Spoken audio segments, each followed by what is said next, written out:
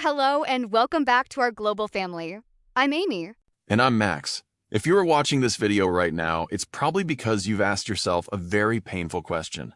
Why does my English sound so bad? Oh, Max, that is a question that makes so many hearts sink. You study for years, you memorize thousands of words, you know the grammar rules inside and out, but the moment you open your mouth to speak to a foreigner or a colleague, you feel like you sound like a broken robot. Or worse, a little child. Exactly. You hear your own voice and you instantly think, wow, I sound terrible. My pronunciation is weird, my sentences are clunky, and I just don't sound smart. And today, we are going to be 100% honest with you. We are going to look at the exact reasons why your English feels this way. But more importantly, we aren't just here to talk about the problem. By the end of this deep dive podcast, we are going to give you the one small change, just one single tiny adjustment in your mind and voice that will instantly transform the way you sound. It will make you sound 10 times more natural, more confident, and more professional, starting today. This is going to be a long, life-changing masterclass. So grab a cup of coffee, sit down with us, and let's fix this together. Before we begin, don't forget to hit that like button, subscribe, and turn on notifications so you never miss our deep dive lessons.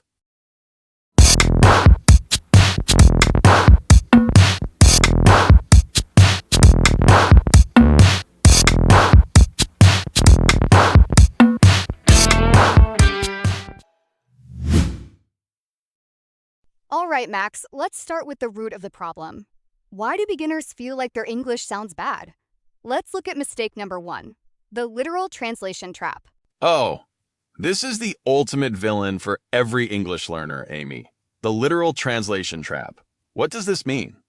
It means when you want to say something, your brain first builds the sentence in your own native language. Then, word by word, like a machine, you translate it into English. Yes, and the result? The grammar structure of your native language gets forced into English words. For example, in many Asian languages, you might say the equivalent of, yesterday I go market, buy big chicken. If you translate that directly, it sounds completely unnatural in English. Right. And when you speak like that, you notice the look on the other person's face. You see them blinking, trying to understand, and you instantly freeze. Your brain panics. You think, oh no, my English sounds so bad. But the problem isn't your vocabulary, it's the structure. You are wearing English clothes, but your skeleton is still your native language. Exactly, Max. And that brings us to mistake number 2, the speed obsession. This is something I see all the time. Beginners think that speaking fast means speaking fluent. Oh, yes. They think if they speak like a machine gun, da-da-da-da-da, people will think they are experts. They rush through their words, blending everything together without any breaks. But what actually happens when you speak too fast? You lose your clarity. Your pronunciation gets muddy. You forget to pronounce the ending sounds of words, like the S sound, the D sound, or the T sound. For example, instead of saying, he works in a bank, a fast speaker might say, he work in a band. It sounds rushed. It sounds anxious. And frankly, it sounds bad. Wow. That's a great point, Amy. In reality, native speakers appreciate clarity over speed. If you listen to great leaders, CEOs, or famous actors, they actually speak quite slowly. They take pauses. They let their words breathe. Speaking fast doesn't make you sound fluent. It just makes you sound nervous. So true, Max. It's like eating a beautiful dinner. You don't swallow the whole plate in 5 seconds. You chew it slowly. You enjoy the flavor. Language is the same. Beautifully said. Now, let's talk about mistake number 3, the perfectionism paralysis. This is the psychological reason why your English sounds bad to you. You have this imaginary perfect speaker in your head. Yes, the internal judge, the strict teacher who lives inside your brain and screams every time you make a tiny mistake. Right. You are in the middle of a sentence and you say, she don't like, and instantly the judge in your brain screams, stop! It's she doesn't! You idiot! Your English is terrible! What happens next? You hesitate. You stutter. You stop speaking completely. Your face turns red. And because you stopped and hesitated, the conversation loses its flow. It's the hesitation that makes your English sound awkward, not the original mistake. If you had just continued speaking with confidence, the other person wouldn't even care about the word don't. They just want to know what she doesn't like. Exactly. So we have the translation trap, the speed obsession, and perfectionism paralysis. These three things combine to create a wall of anxiety that makes your voice shake and your English sound unnatural. So now everyone is probably wondering, okay, Max and Amy, I understand the problems. I do all of these things, but how do I fix it? What is that one small change you promised us? Don't worry, friends. We are right there with you. We are ready to reveal it. Amy, let's give them the golden key. What is that one small change? The one small change is this: shift your focus entirely from sounding good to delivering value. Wow. Let's say that again because it is so deep. Shift your focus from sounding good to delivering value. Amy, please break this down for our family. What does this actually mean in daily life? Think about it this way. When you focus on sounding good, your focus is entirely on yourself. You are thinking, how do I look? Is my accent okay? Did I use the right past tense? Do they think I am stupid? When you focus on yourself, you become highly self-conscious and terrified. Your energy shrinks. Ah, I see. It's selfish energy, even if we don't mean it to be. We are only worrying about our own ego and our own image. Exactly, Max. But when you change your mindset to delivering value, your focus shifts entirely to the other person. You start thinking, how can I help this person understand my idea?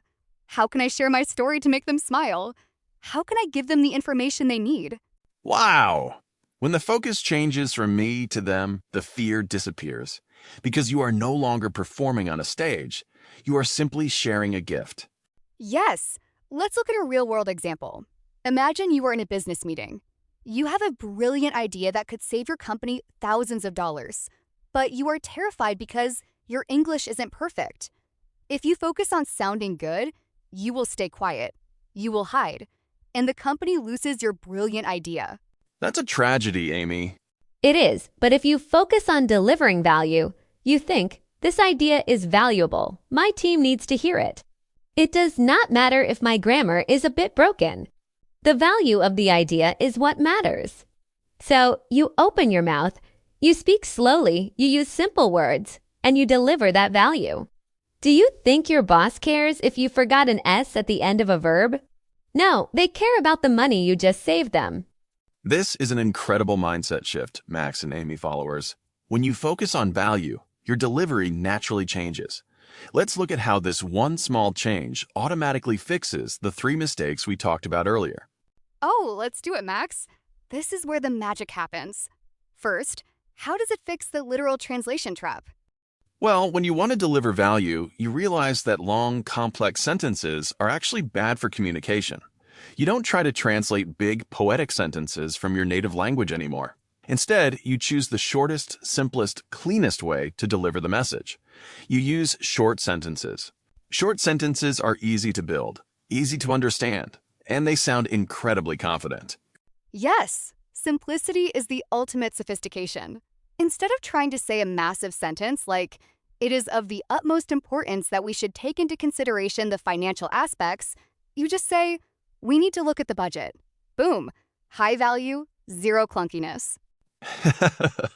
Exactly. It sounds punchy, direct, and very professional. Now, Amy, how does focusing on value fix the speed obsession? This is simple. If you want to give someone a valuable gift, you don't throw it at their face as fast as you can, right? No, that would hurt. Right. You hand it to them gently and carefully. When you focus on delivering value to the listener, you naturally slow down. You want to make sure they catch every single valuable word. You naturally use pauses. You speak with a steady, rhythmic pace. And as we established earlier, a calm, steady pace is exactly what makes you sound like a high-level, fluent speaker. Wow. So by trying to deliver value, you automatically slow down. And by slowing down, you automatically sound more fluent. It's a beautiful circle. It really is. And finally, Max, how does this change crush perfectionism paralysis? It crushes it because it changes the definition of success. If your goal is perfection, you fail the moment you make one mistake. But if your goal is value, you succeed as long as the other person understands your message. A mistake is no longer a disaster. It's just a tiny bump on the road. You don't freeze anymore. You just smile, correct yourself if needed, or just keep moving forward. This is the ultimate freedom, friends.